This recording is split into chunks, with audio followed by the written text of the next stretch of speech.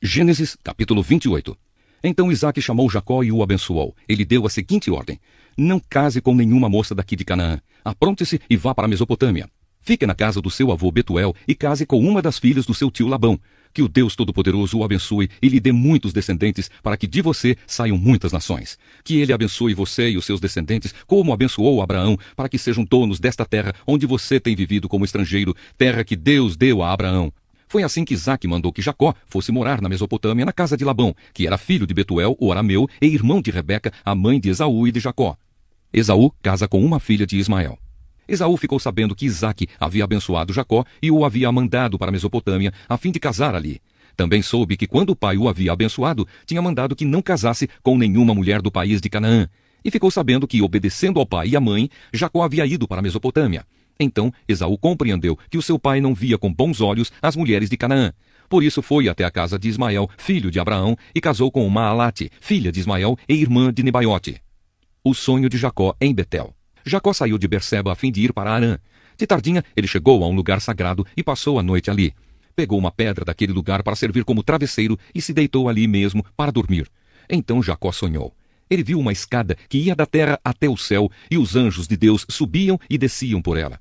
O Senhor Deus estava ao lado dele e disse: Eu sou o Senhor, o Deus do seu avô Abraão e o Deus de Isaque, o seu pai. Darei a você e aos seus descendentes esta terra onde você está deitado. Os seus descendentes serão tantos como o pó da terra. Eles se espalharão de norte a sul e de leste a oeste, e por meio de você e dos seus descendentes eu abençoarei todos os povos do mundo. Eu estarei com você e o protegerei em todos os lugares aonde você for, e farei com que você volte para esta terra.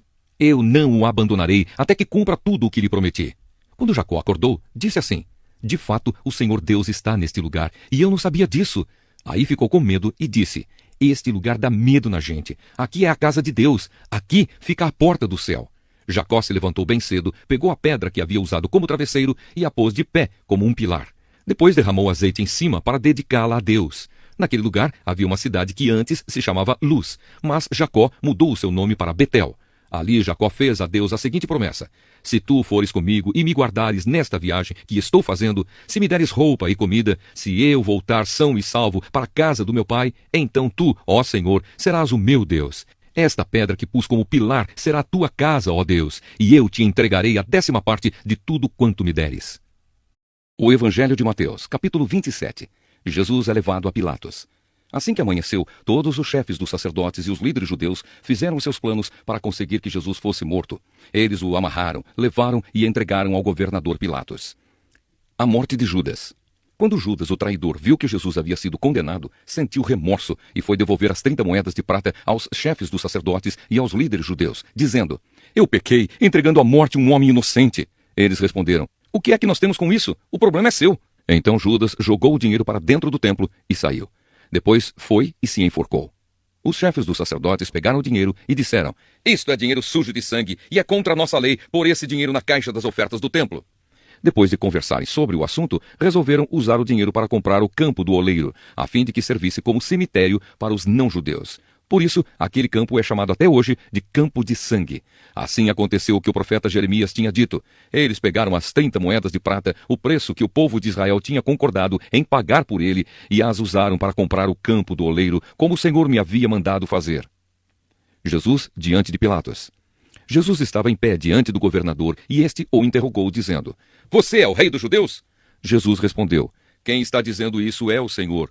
Mas quando foi acusado pelos chefes dos sacerdotes e pelos líderes judeus, Jesus não respondeu nada. Então Pilatos disse: Você não está ouvindo as acusações que estão fazendo contra você? Porém Jesus não disse nada, e o governador ficou muito admirado com isso. Jesus é condenado à morte. Em toda a festa da Páscoa, Pilatos costumava soltar um dos presos a pedido do povo. Naquela ocasião estava preso um homem muito conhecido chamado Jesus Barrabás. Então, quando a multidão se reuniu, Pilatos perguntou: Quem é que vocês querem que eu solte? Jesus Barrabás ou este Jesus, que é chamado de Messias? Pilatos sabia muito bem que os líderes judeus haviam entregado Jesus porque tinham inveja dele. Enquanto Pilatos estava sentado no tribunal, a sua esposa lhe mandou o seguinte recado: Não tenha nada a ver com esse homem inocente, porque esta noite, num sonho, eu sofri muito por causa dele. Os chefes dos sacerdotes e os líderes judeus convenceram a multidão a pedir ao governador Pilatos que soltasse Barrabás e condenasse Jesus à morte. Então o governador perguntou: Qual dos dois vocês querem que eu solte? Barrabás! Responderam eles. Pilatos perguntou: Que farei então com Jesus, que é chamado de Messias? Crucifica! Responderam todos. Ele perguntou: Que crime ele cometeu? Aí começaram a gritar bem alto: Crucifica! Então Pilatos viu que não conseguia nada e que o povo estava começando a se revoltar. Aí mandou trazer água, lavou as mãos diante da multidão e disse: Eu não sou responsável pela morte deste homem. Isso é com vocês. E toda a multidão respondeu: Que o castigo por esta morte caia sobre nós e sobre os nossos filhos. Então Pilatos soltou Barrabás, como eles haviam pedido. Depois mandou chicotear Jesus e o entregou para ser crucificado. Os soldados zombam de Jesus. Depois os soldados de Pilatos levaram Jesus para o palácio do governador e reuniram toda a tropa em volta dele. Tiraram a roupa de Jesus e o vestiram com uma capa vermelha. Fizeram uma coroa de ramos cheios de espinhos e a puseram na sua cabeça e colocaram um bastão na sua mão direita. Aí começaram a se ajoelhar diante dele e a caçoar, dizendo: Viva o rei dos judeus! Cuspiam nele, pegavam o bastão e batiam na sua cabeça. Depois de terem caçoado dele, tiraram a capa vermelha e o vestiram com as suas próprias roupas. Em seguida, o levaram para o crucificarem. A crucificação de Jesus. Quando estavam saindo, os soldados encontraram um homem chamado Simão, da cidade de Cirene, e o obrigaram a carregar a cruz de Jesus. Eles chegaram a um lugar chamado Gólgota. Gólgota quer dizer lugar da caveira. Ali deram vinho misturado com fel para Jesus beber, mas depois que o provou, ele não quis beber. Em seguida, os soldados o crucificaram e repartiram as suas roupas entre si, tirando a sorte com dados, para ver qual seria a parte de cada um. Depois disso, sentaram ali e ficaram guardando Jesus. Puseram acima da sua cabeça uma tabuleta, onde estava escrito como acusação contra ele: Este é Jesus, o rei dos judeus. Com Jesus crucificaram também 2 ladrões, um à sua direita e o outro à sua esquerda. Os que passavam por ali caçoavam dele, balançavam a cabeça e o insultavam, dizendo assim: Ei, você que disse que era capaz de destruir o templo e tornar a construí-lo em 3 dias. Se você é mesmo filho de Deus, desça da cruz e salve-se a si mesmo. Os chefes dos sacerdotes, os mestres da lei e os líderes judeus também caçoavam dele, dizendo: Ele salvou os outros, mas não pode salvar a si mesmo. Ele é o rei de Israel, não é? Se descer agora mesmo da cruz, nós creremos nele. Ele confiou em Deus e disse que era filho de Deus. Vamos ver se Deus quer salvá-lo agora. E até os ladrões que foram crucificados com Jesus também o insultavam. A morte de Jesus. Ao meio-dia começou a escurecer e toda a terra ficou 3 horas na escuridão. Às 3 horas da tarde, Jesus gritou bem alto: Eli, Eli, lema sabachthani. Essas palavras querem dizer: meu Deus, por que me abandonaste? Algumas pessoas que estavam ali ouviram isso e disseram: Ele está chamando Elias. Uma dessas pessoas correu e molhou uma esponja em vinho comum, pôs na ponta de um bastão e deu para Jesus beber. Mas outros disseram: Espere, vamos ver se Elias vem salvá-lo. Aí Jesus deu outro grito forte e morreu. Então a cortina do templo se rasgou em 2 pedaços, de cima até embaixo. A terra tremeu e as rochas se partiram. Os túmulos se abriram e muitas pessoas do povo de Deus que haviam morrido foram ressuscitadas e saíram dos túmulos. E depois da ressurreição de Jesus, entraram em Jerusalém, a cidade santa, onde muitos viram essas pessoas. O oficial do exército romano e os seus soldados que estavam guardando Jesus viram o terremoto e tudo o que aconteceu. Então ficaram com muito medo e disseram: De fato, este homem era o Filho de Deus. Algumas mulheres estavam ali olhando de longe. Eram as que tinham acompanhado Jesus desde a Galileia e o haviam ajudado. Entre elas estavam Maria Madalena, Maria, a mãe de Tiago e de José, e a mãe dos filhos de Zebedeu. O sepultamento de Jesus. Já era quase noite, quando chegou da cidade de Arimateia um homem rico chamado José.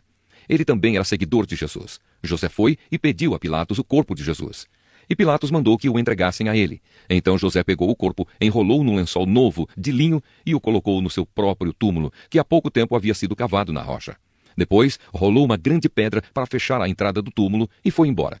Maria Madalena e a outra Maria estavam ali, sentadas em frente do túmulo. A guarda do túmulo. No dia seguinte, isto é, o dia depois da sexta-feira, os chefes dos sacerdotes e os fariseus se reuniram com Pilatos e disseram: Governador, nós lembramos que, quando ainda estava vivo, aquele mentiroso disse: Depois de 3 dias eu serei ressuscitado.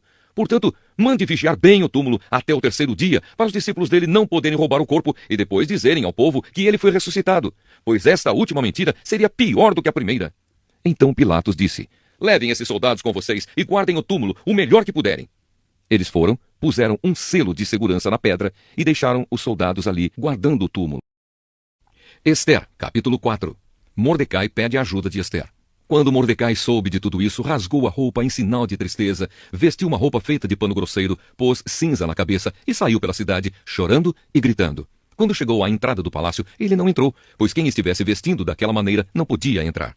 E em todas as províncias, em todos os lugares onde foi lida a ordem do rei, os judeus começaram a chorar em voz alta. Eles se lamentaram, choraram e jejuaram, e muitos deles vestiam roupas feitas de pano grosseiro e se deitaram sobre cinzas.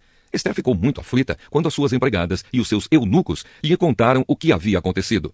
Ela mandou roupas para Mordecai vestir, mas ele não quis. Então ela mandou chamar Ataque, um dos eunucos do palácio, que tinha sido escolhido para atendê-la, e ordenou que ele fosse falar com Mordecai para saber o que estava acontecendo e qual era a razão de tudo aquilo. Ataque foi procurar Mordecai na praça que havia em frente do palácio, e Mordecai contou tudo o que tinha acontecido com ele. Disse também a quantia exata que Amã tinha prometido depositar nos cofres do rei como pagamento pela destruição de todos os judeus. Mordecai entregou a Ataque uma cópia do decreto que havia sido lido por toda a cidade de Suzã, ordenando que os judeus fossem mortos. E Mordecai pediu a Ataque que levasse a cópia a Esther, explicasse tudo direito e pedisse a ela que fosse falar com o rei e insistisse que ele tivesse piedade do povo dela. Ataque fez o que Mordecai tinha pedido, e Esther mandou Ataque entregar a seguinte resposta a Mordecai. É do conhecimento de todos, desde os servidores do palácio até os moradores de todas as províncias, que ninguém, seja homem ou mulher, pode entrar no pátio de dentro do palácio para falar com o rei, a não ser que tenha recebido ordem para isso. A lei é esta: quem entrar sem licença do rei será morto, a não ser que o rei estenda o seu cetro de ouro para essa pessoa. E já faz um mês que o rei não me manda chamar. Quando recebeu a mensagem de Esther, Mordecai mandou o seguinte recado para ela: não pense que por morar no palácio, só você, entre todos os judeus, escapará da morte. Se você ficar calada numa situação como esta, do céu virão socorro e ajuda para os judeus, e eles serão salvos. Porém você morrerá, e a família do seu pai desaparecerá. Mas quem sabe? Talvez você tenha sido feita rainha justamente para ajudar numa situação como esta. Esther enviou a Mordecai a seguinte resposta: vá e reúna todos os judeus que estiverem em Suzã, e todos vocês jejuem e orem por mim. Durante 3 dias não comam nem bebam nada, nem de dia nem de noite. Eu e as minhas empregadas também jejuaremos. Depois irei falar com o rei, mesmo sendo contra a lei. E se eu tiver de morrer por causa disso, eu morrerei. Aí Mordecai foi e fez tudo o que Esther havia mandado. Atos dos Apóstolos, capítulo 27. Paulo viaja para Roma.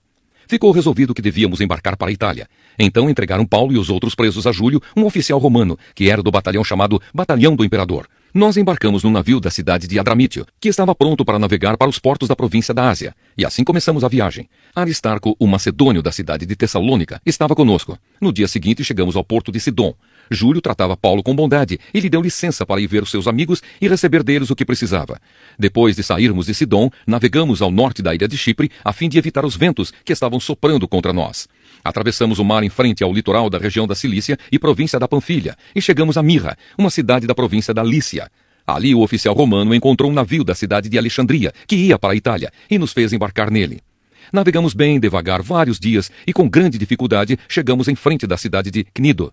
Como o vento não nos deixava continuar naquela direção, passamos pelo cabo Salmona, da ilha de Creta, e seguimos pelo lado sul daquela ilha, o qual é protegido dos ventos. Assim fomos navegando bem perto do litoral e ainda com dificuldade chegamos a um lugar chamado Bons Portos, perto da cidade de Lazéia. Ficamos ali muito tempo e tornou-se perigoso continuar a viagem porque o inverno estava chegando. Então Paulo avisou: homens, estou vendo que daqui para diante a nossa viagem será perigosa. Haverá grandes prejuízos não somente com o navio e com a sua carga, mas também haverá perda de vidas.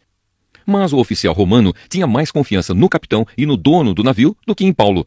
O porto não era bom para passar o inverno.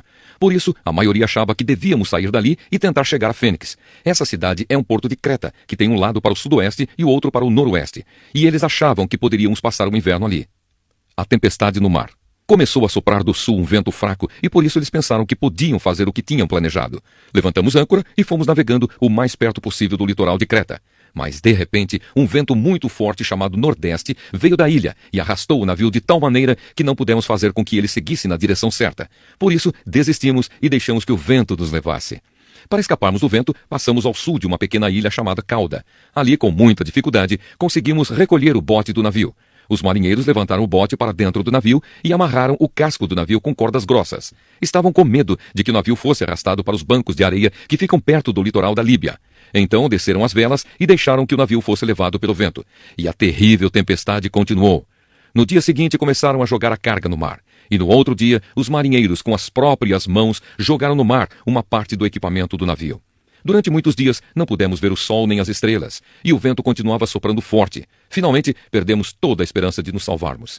Fazia muito tempo que eles não comiam nada. Então Paulo ficou de pé no meio deles e disse: Homens, vocês deviam ter dado atenção ao que eu disse e ter ficado em Creta, e assim não teríamos tido toda esta perda e este prejuízo. Mas agora peço que tenham coragem. Ninguém vai morrer. Vamos perder somente o navio. Digo isso porque na noite passada, um anjo do Deus a quem pertenço e sirvo apareceu a mim e disse: Paulo, não tenha medo, você precisa ir até a presença do imperador. E Deus, na sua bondade, já lhe deu a vida de todos os que estão viajando com você. Por isso, homens, tenham coragem. Eu confio em Deus e estou certo de que Ele vai fazer o que me disse. Porém, vamos ser arrastados para alguma ilha. 2 semanas depois, à noite, continuávamos sendo levados pela tempestade no mar Mediterrâneo. Mais ou menos à meia-noite, os marinheiros começaram a sentir que estávamos chegando perto de terra. Então jogaram no mar uma corda com um peso na ponta e viram que a água ali tinha 36 metros de fundura. Mais adiante tornaram a medir e deu 27 metros. Eles ficaram com muito medo de que o navio fosse bater contra as rochas. Por isso jogaram 4 âncoras da parte de trás do navio e oraram para que amanhecesse logo. Aí os marinheiros tentaram escapar do navio. Baixaram o bote no mar, fingindo que iam jogar âncoras da parte da frente do navio. Então Paulo disse ao oficial romano e aos soldados: Se os marinheiros não ficarem no navio, vocês não poderão se salvar. Aí os soldados cortaram as cordas que prendiam o bote e o largaram no mar. De madrugada, Paulo pediu a todos que comessem alguma coisa e disse: Já faz 14 dias que vocês estão esperando e durante este tempo não comeram nada. Agora comam alguma coisa, por favor. Vocês precisam se alimentar para poder continuar vivendo, pois ninguém vai perder nem mesmo um fio de cabelo. Em seguida, Paulo pegou pão e deu graças a Deus diante de todos. Depois partiu o pão e começou a comer. Então eles ficaram com mais coragem e também comeram. No navio, éramos ao todo 276 pessoas. Depois que todos comeram, jogaram o trigo no mar para que o navio ficasse mais leve. Todos chegam são e salvos. Quando amanheceu, os marinheiros não reconheceram a terra, mas viram uma baía onde havia uma praia. Então resolveram fazer o possível para encalhar o navio lá.